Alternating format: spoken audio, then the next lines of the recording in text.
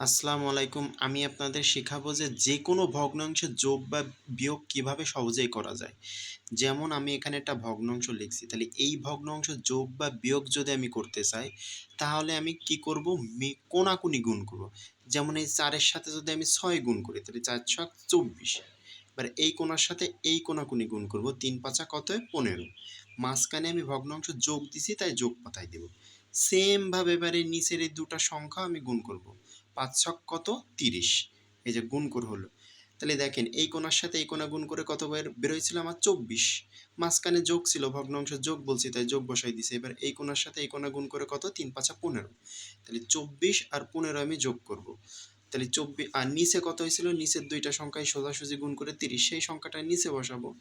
এবার এই দুইটা সংখ্যা আমি যোগ করে এখানে বসাবো। যোগ করলে কত হবে? ২৪ ৫ ৯ ৩ ৩৯। এবার দেখেন এইটাও খুবই সহজ, ভগ্নাংশের বিয়োগ। তাহলে সেম ভাবে করব। এই কোণার সাথে এই কোণা গুণ করব। ৩ ৬ কত? ১৮। এবার এই কোণার সাথে এই কোণা গুণ করব। ৪ দুগুণে কত? ৮। যেহেতু মাঝখানে বিয়োগ আছে তাহলে বিয়োগ করব। সেম ভাবে নিচের এই দুইটা সংখ্যা আমি গুণ করব। ৩ আর ৪ কত? ১২। এবার দেখেন এই দুইটা সংখ্যা আপনি বিয়োগ করেন তাহলে কত হয়? বিয়োগ করলে হবে না ১০, আর নিচে হয়েছিল কত? ১২, এই ১২।